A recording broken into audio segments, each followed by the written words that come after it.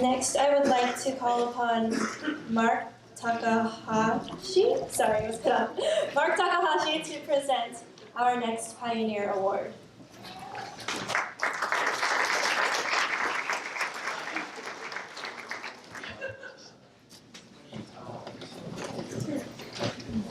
Well, my name is Scott Takahashi. I'm actually the oldest, but I've been asked to introduce Ed.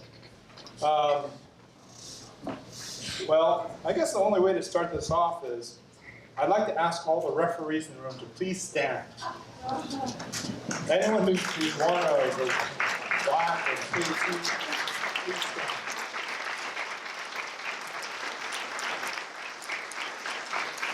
Thank you. I think another important legacy that Mr. Kamiyama and my dad put together also includes the evolution of the scorekeeping program that went along with the referees. So if the scorekeepers are here, please stand.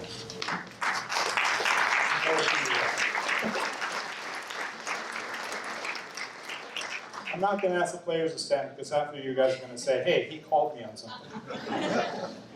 But if you've heard my dad all night, he's just saying it was just for fun. Being a referee and bringing this to the Japanese American community and the Asian community is just for fun. But he and Ed started something because they wanted to make sure that the referees who came out to the games were serious about doing it, that they enjoyed the process, that they learned, they were reliable. I think another point that came out was they're professional. They showed up and they did their job. And my dad and Ed Kamiyama are still teaching referees, still doing clinics, teaching them the finer points of what to do it, how to do it with authority, and how to make it work.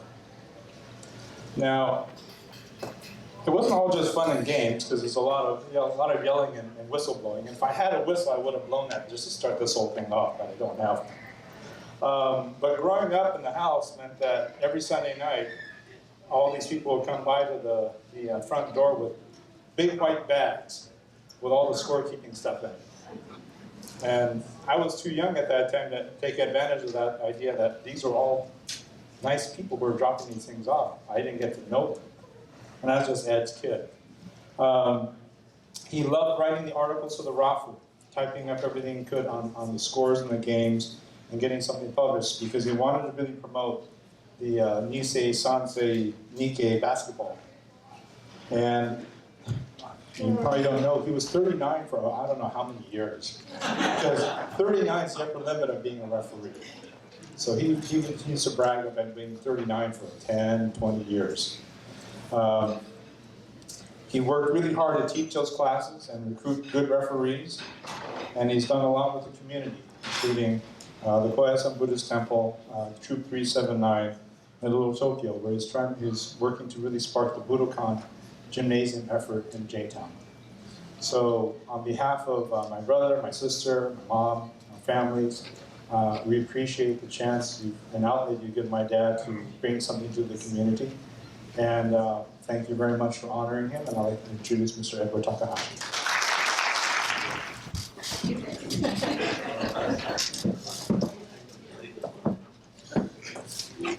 I'm not sure you're talking about me.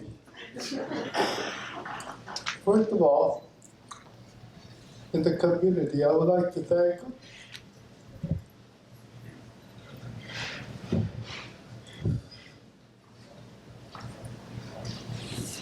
the service organization, the veterans group, the Christian churches, the temple, for providing a venue for young boys and girls, and young men and women to engage in sports activities.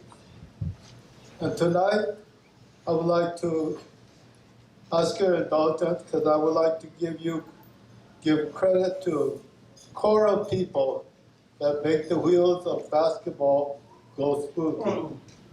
Their names, they're called the team representatives. They're the folks who drive from house to house after the 11 o'clock news to collect registration cards, dues, assemble them for the registration for the leagues. They're the people we usually see a note on the doctors regarding the asthmatic or a heart condition. And I ask them, have you seen this? They say, yes. And they also tell me that not only that, they have instructions from the doctor, the medication, and also are aware of the conditions and symptoms so that they could respond to these players whenever there is some kind of problem. And so tonight, I would like to ask those folks who are and were team representatives to please stand to be recognized. Will the team representatives please stand? Come on, there's a bunch of you out there. Don't be shy. Out of the way.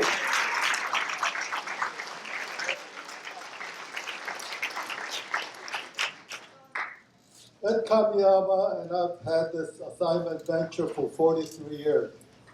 That's more than half my lifetime. We had one thing in common, basketball officiating. Our main focus was on developing responsible basketball officials, meaning that they would show up on time for the assigned games, communicate with the scorer timer, and most of all their partners, and hustle to make the right call during the game. We started out with a core of good officials, and we asked them for their help in recruiting other good officials. When our family returned from camp, we lived at the Koyasan Buddhist Temple for about a year. My father assumed his role as head minister. There were other families living in the offices and some of the storage rooms because there were no other accommodations. At Koyasan, I witnessed the rebirth of Boy Scout Troop 379, led by pre-war and those from Heart Mountain. There were no other programs for the young people except at churches and temples. My young life was devoted to scouting. With the help of pre-war scouts and veteran posts, our drumming bugle corps was invited to numerous performances and events such as Lycée Week, the Miss Universe pageant, and we also competed in the Junior State and National Drumming Bugle Corps Championship. When Aki Komai, Masamu Moto, and Sam Adachi started the Nisei Athletic Union, our scoutmaster, Sue Ogawa, a plumber, sponsored a Boy Scout team made up of staff members. In the mid-50s, the Community Youth Council was developed by the Japanese American Optimist Club, the American Legion, and Veterans of Foreign War Posts. I remember going to a baseball game between the local All-Stars and the San Jose team. The All-Stars, which had some of the 379 Scouts, were defeated. In 1954, I went to work for the Rapashiko, working for Vicky and Chris's father. Ironically, my print shop experience in junior high school came in very handy. From Aki, I learned how to keep score for basketball and baseball games so that he could actually write up the game as if he were there. I was also sent out to cover some of the Buddhist League games. At Roosevelt High School, I watched the Reed Manchester girls team handily beat the local team. Some of the games were officiated by a neighbor girl named Kei Yamamoto. Then there was Hala Sashimoto, one of the sisters of our Troop 379 staff, and Annie Kim. And they were still playing 3-on-3 basketball. When the Japanese American Optimist Club introduced the girls' sports program, they fashioned the league in the C1C format. The program ended at age 15. To continue the growth program, the Southern California Women's Athletic Union was formed.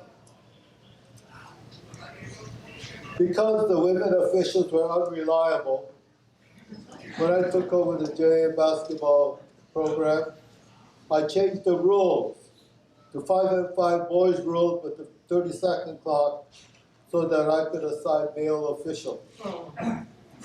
Several years later, the California Athletic Federation adopted boys rules with the 30-second clock.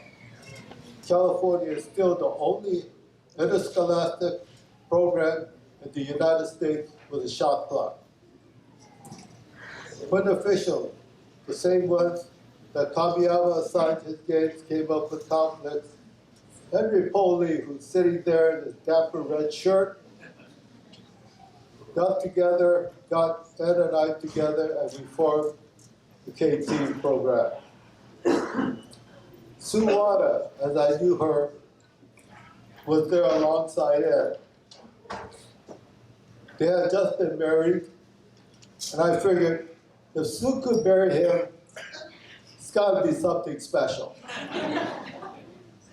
As the number of leagues and tournaments grew, special emphasis was placed on proper officiating, and that became a paramount problem.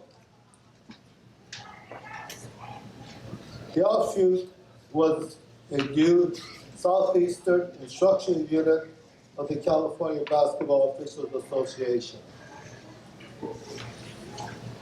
We didn't have an assignment area, but we continued our emphasis on proper court coverage, mechanics, hustle, communication with officials, score, timer, players, coaches, and their supporters. Ed worked behind the scenes, and after over 30 years of waiting, the Southeastern Unit received 6 leagues to assign to the Los Angeles Unified School District.